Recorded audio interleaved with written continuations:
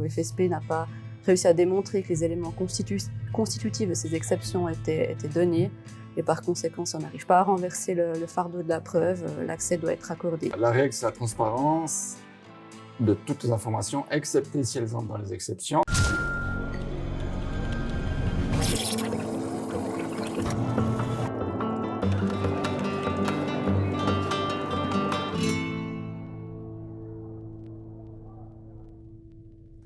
Bonjour à toutes, bonjour à tous, bienvenue dans ce café transparence intitulé Caviarder peu et bien.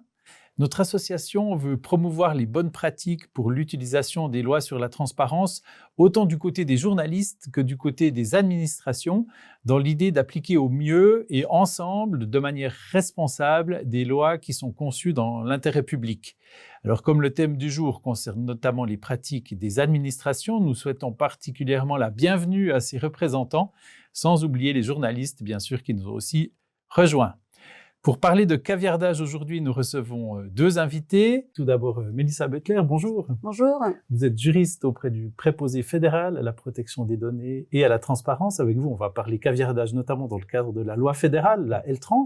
Et Christian Flukiger, bonjour à vous. Bonjour. Alors vous êtes le préposé pour la protection des données et la transparence dans les cantons de Jura et Neuchâtel. Vous êtes aussi docteur en droit, vous avez écrit un article spécialement sur le caviardage et vous nous donnerez aussi des conseils très concrets et pratique. Merci beaucoup d'être là avec nous aujourd'hui.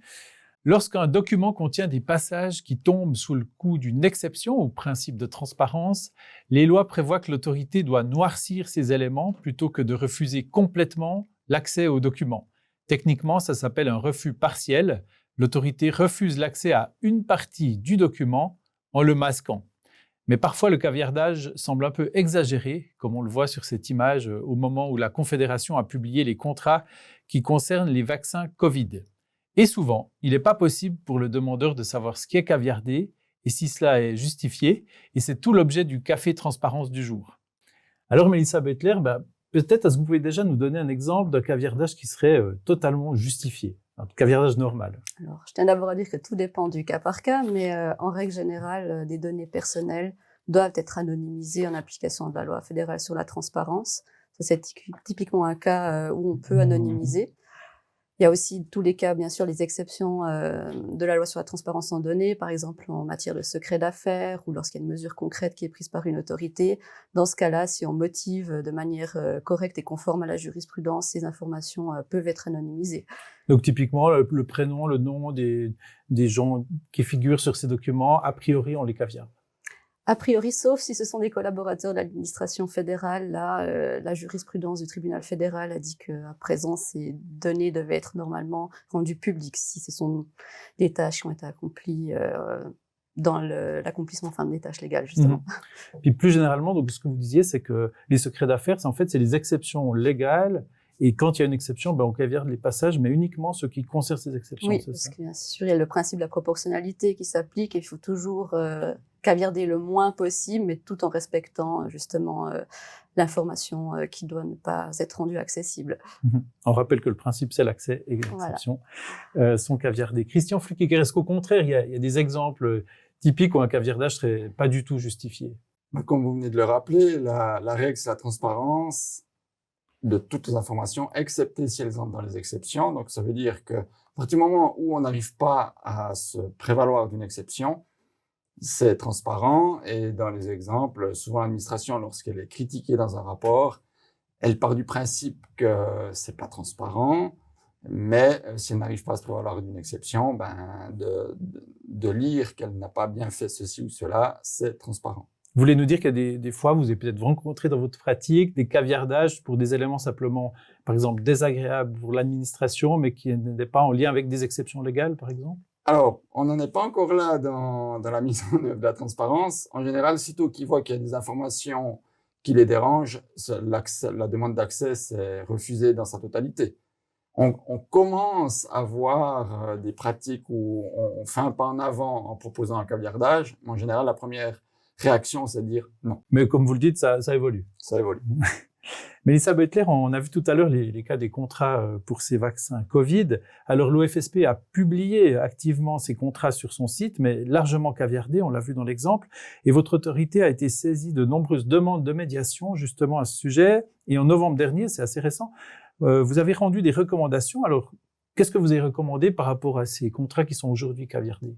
Donc, suite à cette publication en ligne, les gens étaient invités à déposer des demandes en médiation s'ils n'étaient pas d'accord avec ces caviardages effectués par l'OFSP. Donc, on a reçu plusieurs demandes en médiation et les conclusions de nos recommandations étaient que les exceptions n'étaient plus données, à savoir que l'article 7 alinéa 1, lettre G, donc le secret d'affaires n'était pas suffisamment motivé, aussi au regard du contexte qui avait évolué, ou également l'exception, l'article 7, alinéa 1, lettre D, donc le risque d'entraver les relations internationales, de compromettre les relations internationales, n'était pas suffisamment motivé au regard de la jurisprudence. C'est-à-dire que l'OFSP n'a pas réussi à démontrer que les éléments constitutifs de ces exceptions étaient donnés, et par conséquent, si on n'arrive pas à renverser le fardeau de la preuve, l'accès doit être accordé. C'est ce qui a été donc recommandé par le préposé. Donc aujourd'hui, ces documents, ils sont publiés, mais encore caviardés dans leur état initial. Vous avez recommandé d'enlever une bonne partie du caviardage, notamment les prix. C'est une des questions intéressantes. Et donc, où en est la procédure? Aujourd'hui, on peut trouver ces documents sans le caviardage? Non, pas encore. Donc, parce que la suite de la procédure, c'est une recommandation. Si l'autorité ou les demandeurs sont pas d'accord avec la recommandation, ils peuvent demander une décision auprès de l'OFSP, ce qui a été fait.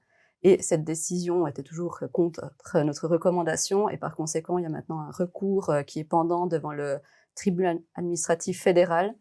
Et nous, on n'a pas plus d'informations pour la suite de la procédure, parce qu'il faut savoir que le PFPDT n'est pas partie à ce genre de procédure, donc on prend plus d'informations sur la suite. Ok, donc à suivre.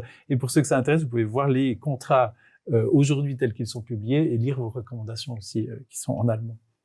Christian Flückiger, vous, dans votre pratique, c'est à quel moment vous êtes confronté aux pratiques de caviardage? À quel moment, vous, en tant qu'autorité, que préposé, vous vous penchez sur un document caviardé? Alors, selon les règles Jura-Neuchâtel, les demandeurs doivent s'adresser à l'administration en premier lieu, demander le document. L'administration doit prendre position et pas rendre une décision, mais indiquer, alors elle peut justement proposer un document caviardé. Et ce n'est que si la partie demanderesse n'est pas satisfaite par ce qu'elle reçoit, qu'elle peut demander la tenue d'une séance de conciliation durant laquelle on va pouvoir discuter de l'étendue du caviardage, son bien fondé, essayer de cibler finalement les attentes de la partie demanderesse. Est-ce qu'elle arrive à s'accommoder d'un certain caviardage ou pas? À chaque dossier, il y a sa solution. Il n'y a pas c'est très dur de faire un processus clair pour chaque cas. Vous-même, dans un cas tel que vous le décrivez, vous pouvez voir le document sans le caviardage pour mener la discussion? Alors, la loi prévoit que le préposé peut demander l'accès au document. Je n'ai jamais été refusé dans ma demande. Quand ça se justifie, je demande le document. Même question pour vous, Madame Beutler. C'est souvent le cas qu'un document caviardé arrive chez vous pour cette procédure de médiation? Alors, souvent, oui, c'est en règle générale, parce qu'un accès a été limité ou refusé, qu'on peut déposer une demande en médiation auprès du PFPDT. Mais c'est aussi, tout dépend toujours de la motivation de l'autorité. C'est vrai que si l'autorité motive comme il faut, de manière très détaillée, ça réduit le risque, par exemple, qu'une demande en médiation soit déposée, parce que ça augmente aussi la réceptivité, on dira, des demandeurs qui ne reçoivent pas l'information. Mais donc, si une demande en médiation est déposée, là, on va ouvrir une procédure et on va demander les documents non caviardés auprès de l'autorité. Et ça, on pourra ensuite organiser des séances de médiation. Et ça aide vraiment aussi pour le demandeur de savoir que le PFPDT détient les documents non caviardés. Ça donne une certaine confiance aussi dans le processus de médiation. Et ça nous est déjà arrivé que parfois les autorités ne nous communiquent pas, mais c'est vraiment une exception. En général, on reçoit toujours les documents. Et si ça devait arriver, on informe les demandeurs durant la séance qu'on n'a pas reçu les documents.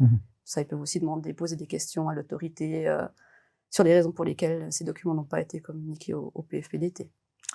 Merci, mais vous avez parlé justement que l'autorité doit justifier et que ça aide beaucoup si elle justifie chaque caviardage. On arrive un petit peu au cœur en fait de ce dont on veut parler aujourd'hui. Vous avez décortiqué, Christian Flückiger, ce principe de caviardage dans une publication qui s'appelle « Principe de procédure poussé dans les cordes par celui de la transparence », où vous examinez notamment, très en détail, comment ça doit se passer quand une autorité souhaite caviarder une partie du document. Vous relevez 2 éléments importants en cas de caviardage. L'autorité devrait en fait faire 2 choses. Elle devrait d'une part résumer ce qu'il y a sous le caviardage, donc décrire le contenu, si on veut bien. Et puis, pour chaque caviardage, justifier pour chaque passage quelle est l'exception légale à la transparence qui s'applique. Pourquoi il y a ces exigences? C'est la jurisprudence qui est en application du principe de la proportionnalité et des règles de la transparence, qui dit que puisque la règle, c'est la transparence sous réserve d'exception, et que ces exceptions doivent être appliquées de manière rigoureusement proportionnée, ce qui conduit à dire qu'un document doit en premier lieu être anonymisé, pas refuser l'accès, et que dans un deuxième temps, puisque la partie doit avoir des droits pour se défendre, il faut qu'elle ait un minimum d'informations. Donc, l'une est d'avoir en quelques mots-clés le contenu de ce qui est caviardé, et deuxièmement, le motif du caviardage en se référant à l'un des motifs de la loi. On peut citer l'article avec la lettre. Là, on peut... Vous parlez d'un principe juridique de l'égalité des armes, c'est ça? Oui. Qu'est-ce que ça veut dire? Que le demandeur, il faut qu'il ait aussi de quoi agir, en fait. Alors, oui. Pourquoi? Parce que j'ai pas trouvé d'autres procédures similaires à celle-là. C'est que maintenant, on peut pas demander au voisin d'aller s'opposer si on lui dit, on vous dit pas qui a déposé le permis de construire, on vous dit pas quoi, on vous dit pas quand, on vous dit rien, mais sachez que vous avez des droits pour vous opposer. Puis si vous n'avez pas accès au plan et tout, comment vous voulez faire? Donc en transparence, on a cette particularité, c'est qu'on vous dit, voilà, on caviarde et puis vous avez des droits pour vous défendre. Comment faire? Donc il faut un minimum essayer d'équilibrer la balance. Et comme le titre de la publication le veut, c'est que c'est une procédure qui est relativement récente dans l'échelle du temps du droit et qu'elle va amener à beaucoup de mise en place de petits détails parce que c'est difficile autrement. Qu'on essaie aussi d'apporter aujourd'hui.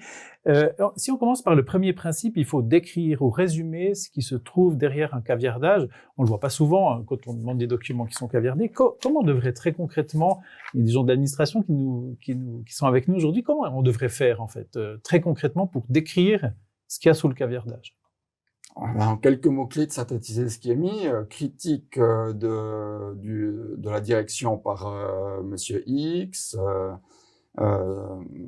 révélation du fonctionnement de l'entreprise, puis on met ensuite secret d'affaires, révélation du prix de nos produits, secret d'affaires, voilà. Ok, et très concrètement, ça peut se faire au fil du document, dans une petite case à côté, ou dans un document qui accompagne et qui décrit un peu chaque caviardage, ou comment faire très, très concrètement? Alors, faute de jurisprudence et de mode d'emploi ou de règles précises dans la loi, chaque entité a une grande marge de manœuvre dans la créativité.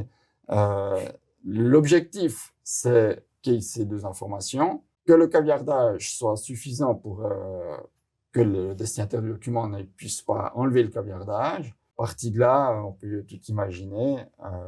C'est assez libre, comme vous dites. Soyez créatifs. Soyez créatifs et comme toujours, le premier aura à peu près raison puisqu'il va être copié par les autres. Mélissa Beutler, quelques conseils sur comment décrire en fait ce qu'il y a sous un caviardage? Alors, c'est pas toujours évident, mais je pense que ce qui a déjà été dit est assez correct. On peut justement mettre prix à côté avec la disposition pertinente et ensuite faire une prise de position générale qui explique un peu de manière plus détaillée. Mais le problème, c'est toujours que l'autorité a déjà fait, on a déjà fait l'examen et arrive à la conclusion que cette information est peut-être pas ne doit pas être divulguée. Donc, c'est difficile de donner trop de descriptions sans déjà dévoiler cette information. Mais je pense que si on reste assez synthétique, justement, sur des thèmes ou autres, ça peut permettre de décrire un peu plus.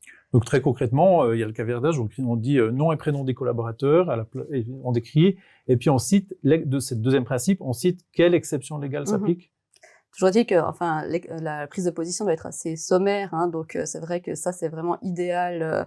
Si l'autorité fait ce travail, ça permet justement d'éviter peut-être d'augmenter la compréhension aussi des demandeurs, ce qui est toujours à encourager. Mais ce qui est exiger du point de vue de la loi, c'est vraiment qu'on puisse reconnaître quelles exceptions ont été soulevées par l'autorité et qu'on puisse ensuite s'opposer en connaissance de cause à ces caviardages devant le préposé fédéral ou les préposés cantonaux. Et si l'autorité fait de toute façon ce travail de détail, de toute façon, ça l'aide pour forger aussi sa prise de position. Donc, il peut y avoir différentes techniques. On peut vous montrer ici un exemple américain où, aux États-Unis, on peut utiliser, par exemple, un code dans chaque caviardage, comme vous pouvez le voir. En fait, à la place du noir, on écrit quel est le code dans le cas américain, mais ça pourrait être un article de loi chez nous ou un alinéa qui s'applique, qui ont justifié ce caviardage. Ça, ce serait une façon simple de procéder. À la place du noir, Christian Flickiger, d'écrire quel article, quelle exception en fait s'applique. Oui, simplement l'exemple américain que vous donnez soulève la question de l'harmonisation des codes. Et voilà, c'est comme les labels. Hein. Si chacun y va de son label, c'est plus très lisible. Est-ce qu'il y aura une autorité, une association qui pourra imposer une espèce de label et une manière de faire concrète qui s'amplifie avec une espèce de tabelle en disant si c'est ce code-là, ben les gens ils peuvent se référer à la tabelle. On en est aux prémices et toutes les innovations seront les bienvenues. Après, il y aura le numérique qui pourra peut-être sauver un petit peu. Mais... On voit aussi un autre exemple. Ici, c'est un document. On a cherché des documents avec des bonnes pratiques, en fait, une manière parfaite de caviarder. On vous montre ici un document de Swissmedic. Vous pouvez voir en jaune comment ça a été caviardé, puisque le nom de la préparation, et on l'indique, Préparatoneme, et puis l'article simplement de loi qui s'applique, qui ont justifié ce caviardage. Ça, Mélissa Beutler, ce serait l'idéal. Ça, c'est parfait. Si après, à côté, on a encore une explication un peu plus détaillée sur une partie corps de texte, on dira, où on va expliquer pourquoi on pense qu'un secret d'affaires est donné. OK. Après, c'est une très bonne pratique, simplement se rendre compte, peut-être moins au niveau fédéral qu'au niveau communal, c'est que c'est bien beau d'avoir une exception, mais au sein d'une commune. Comment identifier dans un document de 50 pages qu'est-ce qui relève du secret d'affaires, de la position de négociation, de la sécurité, et encore données personnelles. Ça peut paraître clair aux yeux de certains dans un premier temps, dans un deuxième un peu moins quand on commence à se poser des questions. Et les entités, plus on va au niveau communal dans des petites communes, ben, elles sont démunies pour résoudre ces problèmes. C'est une des raisons, à votre avis, qui explique pourquoi on voit pas souvent ce genre de caviardage fait en détail comme ça. C'est quoi? Il n'y a pas forcément les forces? Vous voyez d'autres raisons? Alors, la première raison, je pense, c'est que l'administration n'a pas les ressources, dans un premier temps, d'effectuer. Et pour la petite anecdote, vu ces exigences venant de la jurisprudence ces dernières années, qu'est-ce que ça pourrait faire dans l'administration quand ils sont conscients de ça? C'est que maintenant, alors, il y a le principe access to one, access to all, mais vu qu'il y a une conciliation préalable, ils essayent de dire, ben, écoutez, si je vous montre les documents, vous prenez pas de photos, vous lisez simplement le document, vous prenez des notes, est-ce que ça vous convient? Ou bien sinon, ben, on va dire non, puis la procédure va durer. Ben, souvent, ben, c'est une des pistes pour ménager la chèvre et le chou, parce que ben, l'administration, ben, elle a compris son gain de temps. En revanche, le principe access to one, access to all, ben, qui signifie que le document ne doit pas être divulgué en fonction de la personne qui demande. Access to one, access to all. Si une personne l'obtient, tout le monde peut l'obtenir de la même manière. Hein. Voilà. Mais vu qu'on est en conciliation, on a une marge de manœuvre. C'est un droit de regard, en fait, qui est donné et pas un droit d'accès. Et donc, si c'est pas un droit d'accès, la prochaine personne ne pourra pas exiger le même document. Et c'est là qu'on part un peu du principe de la transparence. Je comprends. Mélissa Beutler, on le voit pas souvent, hein, on l'a dit, on voit pas souvent ces très très bonnes pratiques dans les caviardages qu'on reçoit. On se pose un peu la question de ce qui empêche les administrations de faire ça. Vous me parlez de la formation aussi. C'est vrai que ce qu'on peut encourager, c'est de former les collaborateurs qui doivent traiter ces demandes. Hein. C'est vrai que tous les départements ont un conseiller à la transparence ou une conseillère qui va former déjà dans une certaine mesure. Après, c'est toujours intéressant pour les nouveaux collaborateurs et autres d'être également formés à ça, et c'est-à-dire être attentif déjà au moment d'établir le document, à la bonne pratique, à la transparence, hein, de bien retenir que ces informations peuvent potentiellement être dévoilées un jour, et en constituant des documents aussi, en ayant toujours cette idée en arrière-tête, ça permet aussi de simplifier après le caviardage et d'avoir des bonnes pratiques, justement, en ayant par exemple moins de données personnelles, en passant par une pseudonymisation déjà par avance, ça économise beaucoup de travail aux autorités. Dans les cantons et les communes de vos cantons, est-ce qu'il y a des formations pour les fonctionnaires dans ce domaine? Pas à ma connaissance. Si on me le demande, j'interviens. Je suis déjà intervenu quelques fois, mais les demandes sont beaucoup plus grandes en protection des données qu'en transparence. Par contre, vos confrères, je suis déjà intervenu 1 ou 2 fois auprès de vos confrères pour leur présenter les règles de la transparence cantonale. Mais faut se rendre compte, je pense qu'il n'y a pas encore une assez grande masse critique pour que l'administration se mette à établir une gouvernance des processus. C'est un peu au cas par cas, et puis sauf qui peut. Eh ben, on a vu, alors, dans notre caviardage, il faut résumer, il faut justifier, et il faut aussi que ce soit reconnaissable. Par exemple, Christian Flukiger, il faudrait pas caviarder blanc sur blanc. C'est juste? Alors, il faut que la personne sache à quel document elle a affaire. Si elle a affaire au document original caviardé, ou si elle a affaire à un document retravaillé, mais il faut qu'elle sache à quel document elle a sous les yeux. Mais c'est plus transparent, puis c'est le sujet de caviarder que de commencer à bricoler le document. Mais le blanc sur blanc, le problème, c'est si on ne peut plus identifier qu'une information a été dissimulée. Par exemple, une signature en bas de page, si elle a été recouverte d'un carré blanc, peut-être que le demandeur ne pourra pas constater qu'une information a été ôtée. Et donc, dans ce cas-là, il ne pourra pas déposer une demande en médiation ne sachant pas que l'accès a été limité. C'est là que c'est important de toujours montrer clairement qu'une information a été ôtée. Et qu'il soit bien visible. Il y a des conseils très techniques aussi. Peut-être que le feutre noir, c'est pas une bonne idée. Quels sont les meilleurs, c'est peut-être un peu artisanal, il y a des logiciels, comment on s'y prend très concrètement si aujourd'hui, cet après-midi, on doit faire un caviardage? Alors, à ma connaissance, il n'y a pas de logiciel qui existe et qui automatise tout ça. En revanche, il faut faire attention que si on le fait avec un logiciel, il faut s'attendre à ce que d'autres logiciels puissent enlever le caviardage. Une des pratiques pour vraiment assurer, c'est d'imprimer le document, de le scanner, puis de le faire en format image. Ensuite, un OCR pourra reconnaître le texte. Mais le simple feutre noir sur un document papier qu'on envoie, c'est une très mauvaise idée parce qu'en simple transparence, on voit une fenêtre et on voit ce qu'il y a derrière. Il y a le préposé de Bâle-Ville qui a édité un guide qui montre comment utiliser Word ou Adobe Acrobat PDF Pro pour bien réussir son caviardage. On vous laisse le consulter si ça vous intéresse. Mélissa Beutler, quelques conseils techniques? Je pense que ce document est très complet et vraiment, c'est une marche à suivre intéressante. Ce qu'on peut surtout retenir, c'est qu'il faut supprimer l'information et pas juste la surligner en noir. Parce que là, on peut justement toujours récupérer cette information. Et je pense que c'est des conseils qui peuvent être suivis. J'en ai pas d'autres à donner, vu qu'on caviarde pas vraiment nous-mêmes les documents du côté domaine de direction, principe de la transparence. Très bien. Vous l'avez dit avant, l'administration pourrait aussi un peu anticiper tout ça, c'est-à-dire concevoir les documents de manière à ce qu'un caviardage soit facilement réalisable en cas de demande d'accès. Vous me parliez de l'exemple des rapports d'audit, Christian Flukiger. Effectivement, un rapport d'audit, j'ai déjà vu un rapport d'audit où il y avait à peu près un nom par ligne et il faut que l'administration sensibilise les auditeurs à rédiger le document en sachant qu'il va être rendu accessible et qu'il faut faciliter la tâche de l'administration, c'est-à-dire qu'on concentre le nom ce qu'on qualifie de responsables plutôt à un endroit, de manière à ce qu'on rende l'accessibilité plus rapide. Il y a des auditeurs qui sont rompus à cet exercice et qui le font très bien, d'autres un peu moins. Parfois, tout le document doit être caviardé. Si c'est le cas, on va pas le transmettre. Simplement, il ne doit pas être transmis. Est-ce que, si on suit la même logique, dans ce cas-là, dans le cas de refus complet, on devrait aussi obtenir une description, en fait, du contenu du document?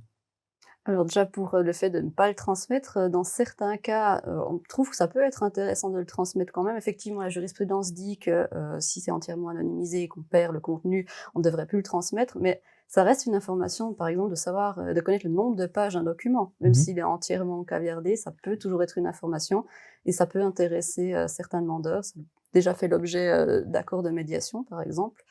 Mais je ne sais plus maintenant. Oui, est-ce qu'on doit quand même décrire et résumer ce qui se trouve dans un document non transmis ou totalement caviardé? en tant que tel, c'est l'autorité a procédé du coup à l'examen du document et arrivé à la conclusion qu'une exception ou plusieurs exceptions étaient applicables et au regard du principe de la proportionnalité, on ne pouvait rien révéler.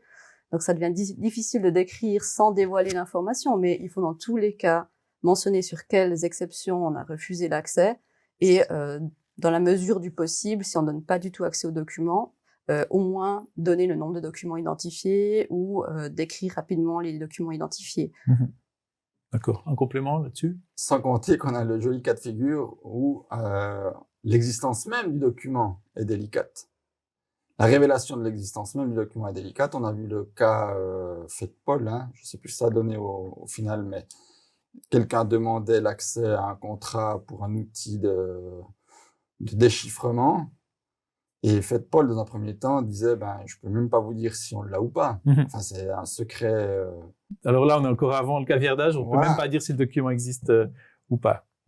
Si on termine sur cette partie, en fait, dès qu'il y a un caviardage, on devrait pouvoir demander une médiation dans vos services. C'est juste. Donc, par exemple, une autorité qui caviarde un document, mais qui le transmet à part quelques caviardages, devrait, par exemple, indiquer les voies de recours. Mélissa Beutler? Oui, alors on a une phrase type qu'on publie en ligne dans notre guide pratique à destination des autorités, qui doit figurer, si possible, dans les documents, dans la prise de position. Mais c'est pas parce qu'on ne mentionne pas la possibilité de recourir de déposer une demande en médiation auprès du PFPDT qu'on ne peut pas le faire. C'est pas parce que ça n'a pas été précisé qu'on ne peut pas le faire, mais en bonne pratique, oui, on devrait toujours préciser qu'il y a la possibilité, dans un délai de 20 jours, de déposer une demande en médiation. Même s'il y a juste quelques caviardages. Oui, bien sûr. Dès qu'il y a une limitation d'accès. Plaçons-nous maintenant du côté des journalistes. Là, on était du côté beaucoup des administrations. Un journaliste qui reçoit... déjà en amont peut-être, avant de déposer sa demande, est-ce qu'il pourrait, pour fluidifier le processus, dire à l'avance qu'il est d'accord que tous les noms propres soient caviardés pour aider? Est-ce que ce serait une bonne façon pour le journaliste aussi d'anticiper la procédure? Plus la demande est précise et ciblée, et quelque part, moins il donne de travail à l'administration, plus il a de chances d'obtenir rapidement l'information et d'éviter une procédure, voire il pourra peut-être même éviter la procédure de conciliation. Tout dépend de ce qu'il cherche. S'il cherche vraiment des données précises ou s'il veut juste avoir le document pour essayer d'avoir des pistes pour retrouver d'autres documents, parce qu'il y a aussi ça qui est problématique, c'est que on a entendu que l'administration faisait ceci ou cela, puis après il faut réussir à cibler, mais qui a le document? Est-ce qu'il y a des documents? Si d'aventure il y en a, qui les détient? Donc ça peut lui permettre d'aller à la pêche aux informations. Et peut-être que de temps en temps, il a juste besoin d'une piste pour rebondir, pour aller vers l'autre document. On retient une demande précise, Mélissa Beutler, dire à l'avance ce dont on n'a pas besoin pour que ce soit caviardé, ça peut être bien? Oui, ça peut économiser vraiment du temps et éventuellement aussi des coûts, parce qu'il faut savoir qu'il est possible de prélever des émoluments. Mais le principe est la gratuité, à moins que ça prenne plus de 8 heures de travail. Mais c'est vrai qu'en limitant sa demande, en disant qu'on ne souhaite pas les données personnelles ou certains secrets d'affaires, ça évite d'une part à l'autorité de consulter les tiers concernés. Donc ça permet aussi d'économiser beaucoup de temps sur le traitement de la demande et ça augmente les chances d'obtenir quelque chose. Parce que sinon, si on consulte les tiers concernés, une possibilité qui s'oppose et ça lance une procédure qui peut par exemple durer jusqu'au tribunal fédéral et durant tout ce temps, on n'obtiendra rien. Donc c'est vrai que ça peut vraiment être intéressant de faire ce travail. Et j'ai un exemple assez parlant. Un résident d'un village voyait d'un mauvais œil l'arrivée d'un projet de construction. Il voulait s'informer, on lui refusait l'information, donc il a demandé tous les documents relatifs au projet. C'était l'équivalent de 5 mètres de classeurs fédéraux. Donc imaginez de transmettre ça à la personne avec caviardage, analyse, etc. Le seul moyen qui a été trouvé, c'est d'asseoir la commune et le demandeur devant les 5 mètres de classeurs fédéraux et de cibler quelle information a besoin le demandeur pour s'inquiéter du projet. C'est vrai que ça, on n'a pas encore beaucoup parlé, mais la séance de médiation ou de conciliation, c'est vraiment aussi le moment où on va pouvoir se mettre d'accord sur quelles informations on souhaite, pouvoir demander au demandeur d'identifier ce qui l'intéresse vraiment et puis de cibler l'information et d'obtenir quelque chose. Avant d'arriver au tribunal, il y a cette étape très importante de la séance de médiation. Oui, parce que alors, quand un journaliste reçoit un document caviardé, si il ne sait pas trop ce qu'il y a dessous, si c'est pas très bien expliqué, il pourrait prendre contact avec l'administration pour en savoir plus, mais encore dans le délai pour pas qu'il loupe le délai pour demander une médiation. On pourrait faire ça, prendre contact proactivement. Rien n'en empêche. Mhm. Après, il faut quand même il a un premier contact avec l'administration qui lui on va changer quelque chose, il faut impérativement qu'il respecte le délai. Voilà. Donc il y a ce délai pour vous saisir, pour demander une séance de médiation. Et puis, comme vous le disiez, à ce moment-là, donc on peut.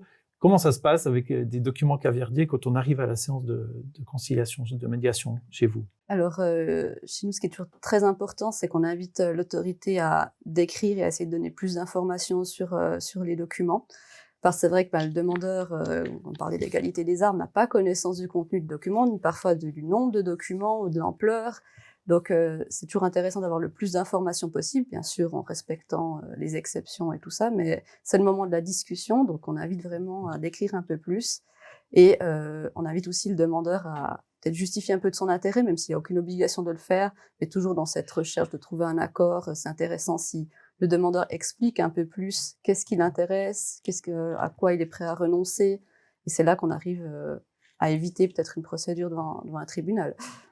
Même si très formellement, le demandeur, il ne devrait pas forcément se justifier. Il ne doit pas. Mais ça aide dans le cas aider. d'une médiation, oui, toujours. Et à préciser que le Jura Neuchâtel, les demandeurs ont le confort de ne pas avoir de délai à respecter. Donc ça leur laisse libre de choisir le timing et donc de négocier avec l'administration s'ils souhaitent le faire avant la séance de conciliation. Et ces délais sont un peu différents dans chaque canton. Dans chaque canton, qui peut connaître sa loi. Une exception. Et parfois, comme journaliste, on reçoit un document caviardé. Si c'est bien expliqué, on peut aussi se dire c'est normal, je comprends, c'est logique, c'est des prénoms, et puis on est content avec ce document. Ça peut être une issue aussi. Bien sûr. Qui n'arrive pas chez vous, en fait. Non, généralement pas. Mais chez nous, ce qui peut arriver, c'est quand dans un premier temps, on ne soit pas content avec ce qu'on a reçu, et après qu'on ait reçu les explications de l'autorité en séance de médiation, là, le demandeur se dit « Ah, effectivement, je comprends ces arguments et j'en reste là. » Vous avez juste évoqué les émoluments, donc c'est-à-dire le travail de caviardage que doit faire l'administration peut, dans certains cas, occasionner des émoluments. Comment ça se passe au niveau fédéral déjà? Alors, désormais, à partir du 1er novembre 2023, il y a le principe de la gratuité qui vaut. Ça veut dire que normalement, les demandes sont traitées gratuitement par l'autorité jusqu'au stade de la procédure devant le tribunal. La procédure est donc gratuite, mais à partir de 8 heures de travail, on considère que c'est une charge importante, et là, on peut commencer à facturer en tant qu'autorité 100 francs par heure pour le traitement des demandes d'accès. Mais le demandeur doit être informé à l'avance. On ne risque pas, parce qu'on fait une demande, de recevoir une facture. Non. Dès que l'autorité a fait les premiers travaux, on va dire, d'examen, et qu'elle constate que ça va aller au-delà de 8 heures, si elle décide de percevoir des émoluments, ce n'est pas une obligation, elle peut renoncer, elle va informer le demandeur qui peut toujours maintenir sa demande ou la retirer s'il n'est pas prêt à mettre ce prix-là. Sachant aussi que si l'autorité fixe un émolument très élevé, qui équivaudrait à un refus d'accès, le demandeur peut s'adresser au PFPDT pour qu'on examine la question. Donc une médiation sur le bien en termes d'émoluments. Voilà. Dans votre canton, au niveau cantonal, c'est un peu le même principe? C'est plus flou que ça, il n'y a pas de règle aussi précise qu'au niveau fédéral.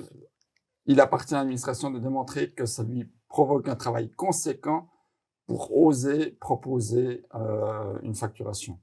Donc elle doit aussi préalablement avertir, on envisage de facturer, êtes-vous d'accord, si oui ou non. Puis elle peut aussi facturer d'éventuels débours. Mais à part des photocopies conséquentes, elle n'a pas grande marge de manœuvre. Ok, donc en principe gratuit, en tout cas dans vos deux cantons, enfin dans vos cantons et au niveau fédéral, sauf si vraiment ce caviardage et le reste du traitement de la demande demandent beaucoup de travail.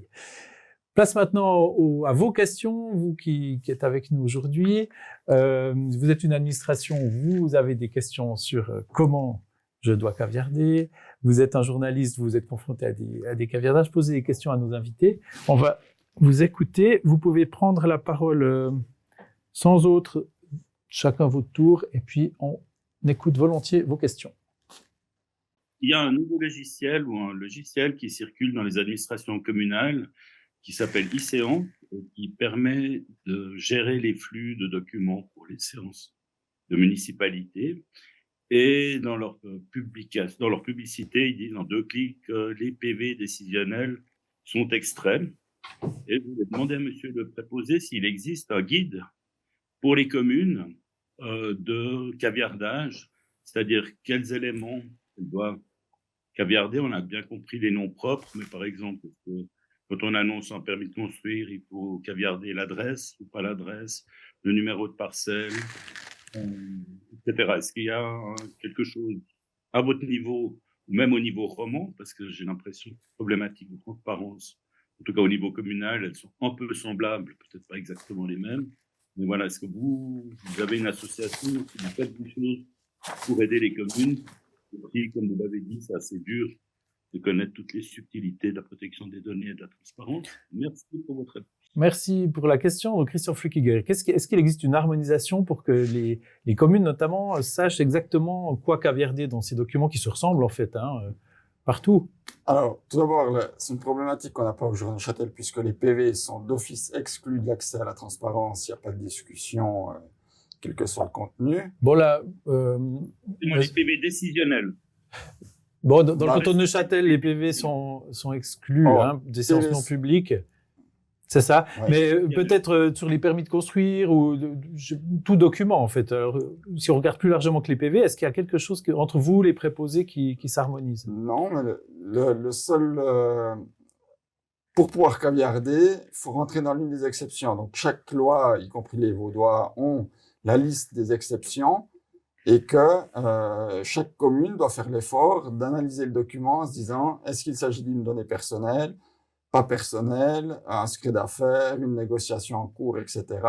Et comme je le disais tout à l'heure, la difficulté, c'est que celui qui caviarde doit avoir une excellente connaissance de la notion de secret d'affaires, données personnelles, etc. Et comme vous le releviez tout à l'heure, est-ce que le numéro de parcelle est une donnée personnelle ou pas?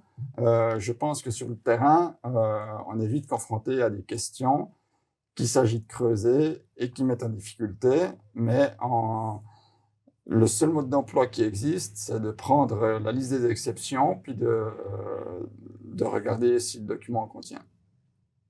Et peut-être la jurisprudence, en fait, c'est quelque chose qui se construit. Alors, le problème, à part, j'aime pas ce mot, mais l'intelligence artificielle, d'avoir un outil qui permette de prendre un document et de vérifier si des exceptions au sens de la loi et de la jurisprudence figurent dans le document, pour l'instant, je ne connais pas d'outil capable de faire ça. À part un être humain bien rompu à l'exercice, je ne vois pas comment est-ce qu'on peut faire avec cet exercice. Mélissa Beutler, au niveau fédéral, M. Gottweiler parlait aussi d'outils informatiques ou de logiciels pour la gestion des dossiers. Est-ce que c'est quelque chose qui peut être utilisé en lien avec le caviardage des documents? Pas à ma connaissance. C'est à chaque fois un travail, effectivement, comme ça a été dit, d'application des exceptions au regard de la jurisprudence et du principe de la proportionnalité. On peut pas. C'est difficile d'appliquer, on va dire, machinalement des caviardages, sauf pour les noms. Et même là, ça peut être parfois difficile. Par exemple, si on doit caviarder toutes les données personnelles, il est possible qu'un logiciel loupe un nom. Par exemple, si quelqu'un s'appelle Monsieur Regard, ça va être difficile pour un logiciel d'identifier ça comme un nom de famille. Donc, il faut toujours faire attention. Et puis, je pense que c'est surtout le fait de relire le document, peut-être principe des 4 yeux, de toujours relire pour bien être sûr de rien éviter, de rien louper. Mais c'est pas évident. Ouais. Merci pour ce conseil. Oui. Peut-être vous avez une meilleure mémoire que moi, mais il y avait un projet fédéral, c'était les prémices d'opendata.ch, où ils avaient dans l'idée d'automatiser la gouvernance des documents et dans leur durée de vie, de prévoir accessible, pas accessible. Et quand ils ont vu les critères, la difficulté pour se déterminer, à ma connaissance, ils ont laissé tomber. Donc, en tout cas, pas de mode d'emploi pour l'instant et rien de systématique. Vous l'avez dit, c'est l'humain qui continue de faire ça. Est-ce qu'il y a d'autres questions parmi les gens qui nous écoutent?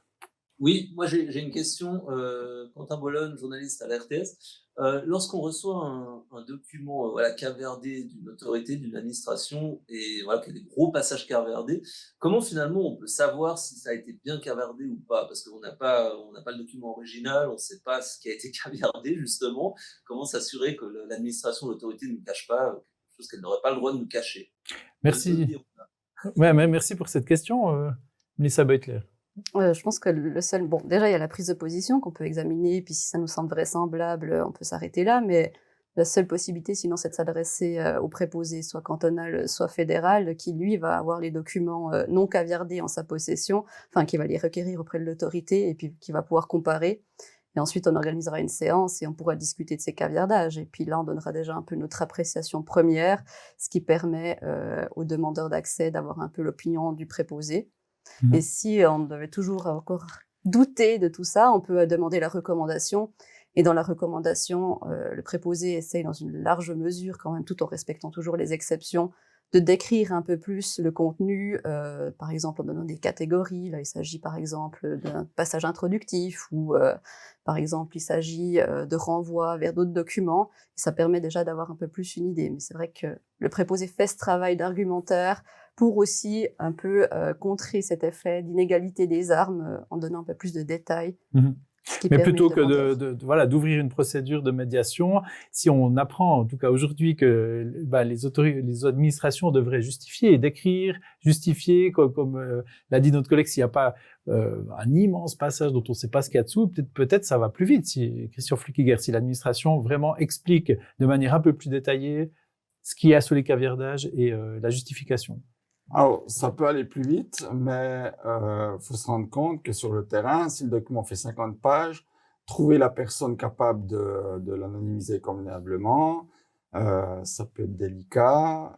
Ensuite, l'administration est toujours craintive de ne pas assez caviarder puis de se faire taper sur les doigts en dévoilant des informations qu'elle n'aurait pas dû dévoiler.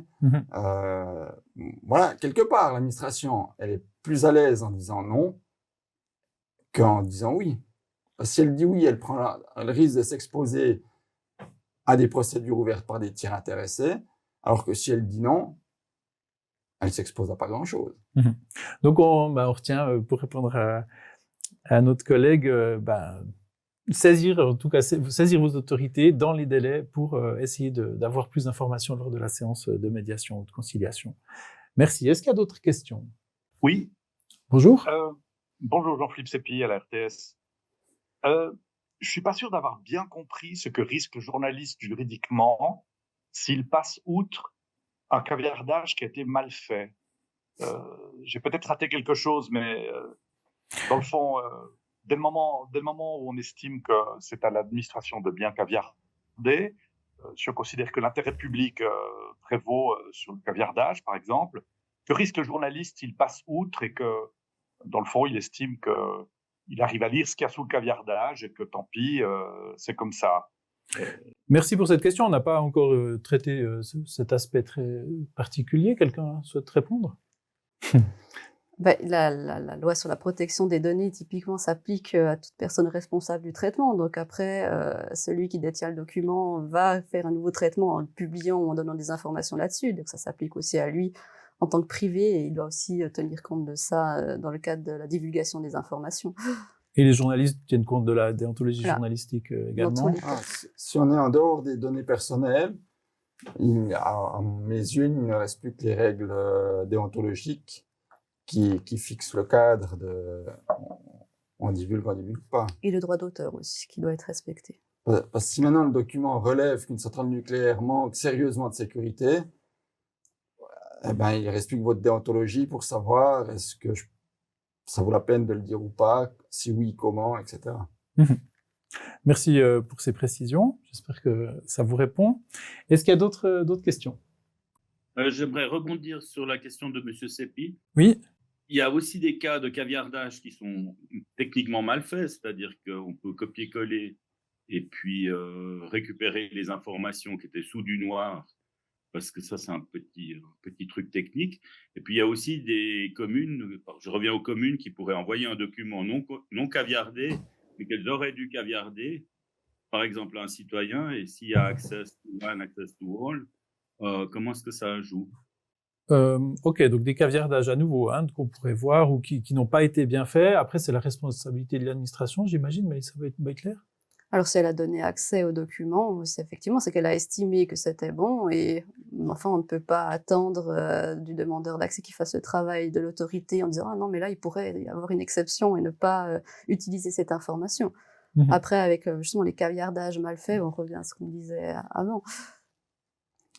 Merci. En précisant que même une personne privée qui obtiendrait un document dans lequel elle pourrait voir des données personnelles est soumise aux règles de protection des données et du Code civil pour l'atteinte à la personnalité. Donc, elle ne peut pas aller sur Facebook et commencer à en parler librement. Ok, donc c'est un peu ce paradoxe où chacun pourrait demander le document et obtenir ses données personnelles, mais par contre, toute personne qui l'a obtenu n'a pas le droit de le publier activement. C'est ça que vous voulez dire? C'est ça. C'est le même problème avec les plans, par exemple. C'est pas parce que la commune me laisse accéder à des plans de construction selon la transparence que j'ai un droit de copie il y a des règles sur les droits d'auteur qui s'appliquent et que je ne peux pas en faire tout et n'importe quoi de ces plans.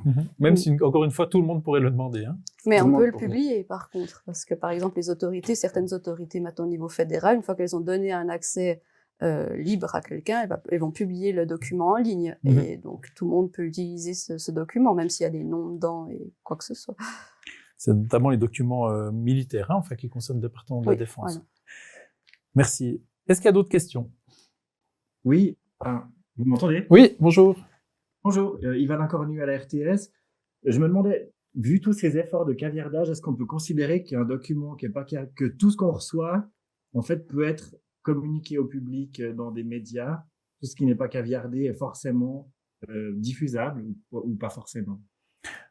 Alors, merci pour la question. Comme le disait Madame Beutler, certaines autorités publient même activement, une fois que c'est reçu, que c'est donné à quelqu'un, access to one, access to all. Mais alors, journalistiquement, c'est peut-être la question, et je ne sais pas si vous avez des réponses à ça, est-ce qu'on peut tout faire avec un document qu'on reçoit? Je parlais de la déontologie, mais est-ce que vous avez des précisions là-dessus? À mes yeux, vous n'êtes cadré. Alors, comme j'ai dit tout à l'heure, données personnelles, vous avez le cadrage Code civil LPD. Et puis, en dehors des données personnelles, il y a encore les droits d'auteur sur certains aspects. Et puis, en dehors de ça, c'est votre code de déontologie qui dira est-ce que je suis prêt à divulguer cette information largement ou pas. Parce que de l'avoir en lecture est une chose, qu'un média tel que la RTS communique sur le sujet en est une autre. Un complément là-dessus?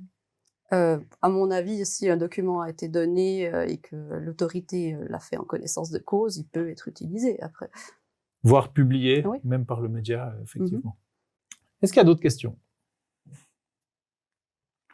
Si ce n'est pas le cas, peut-être qu'on peut prendre un dernier point avant de terminer ce café transparence, c'est les tiers concernés. Parce que s'il y a une demande d'accès et que le document concerne des tiers, ils peuvent aussi faire valoir leurs droits, notamment à la protection des données ou au secret d'affaires, et donc de demander un caviardage. Comment ça se passe dans la pratique? Alors, quand il y a un intérêt privé qui est concerné, c'est-à-dire s'il y a justement des données personnelles ou des secrets d'affaires, l'autorité qui envisage de donner accès doit consulter les personnes concernées, en l'espèce, par exemple, une entreprise.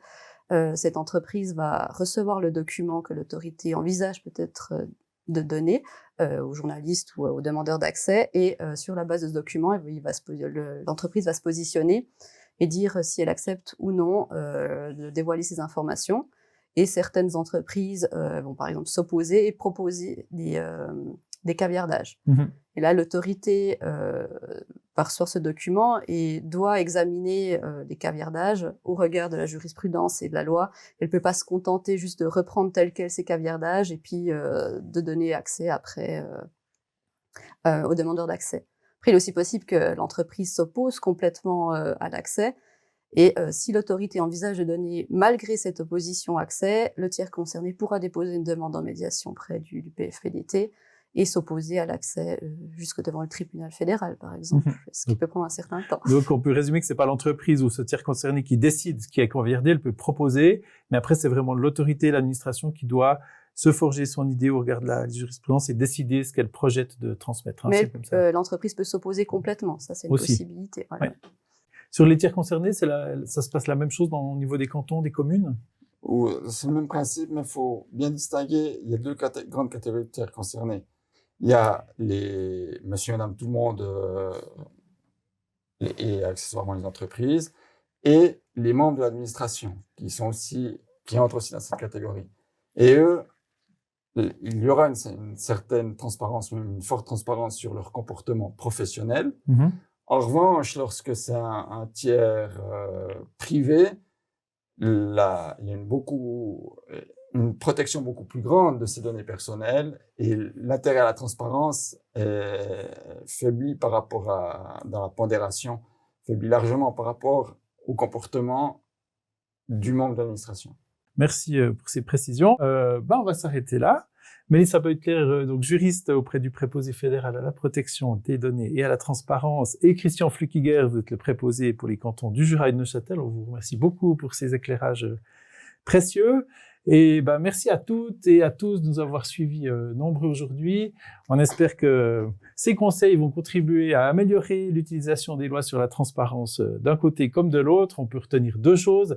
S'il y a un caviardage, il doit être décrit, on doit résumer ce qu'il y a dessous, et puis on doit justifier par une exception légale pourquoi ça a été caviardé. Je vous conseille notre newsletter gratuite pour rester informé à tout moment de l'actualité dans le domaine des lois sur la transparence en Suisse. Vous allez sur loitransparence.ch, vous cherchez dans le menu de gauche transparence, newsletter transparence, et puis vous pouvez vous inscrire.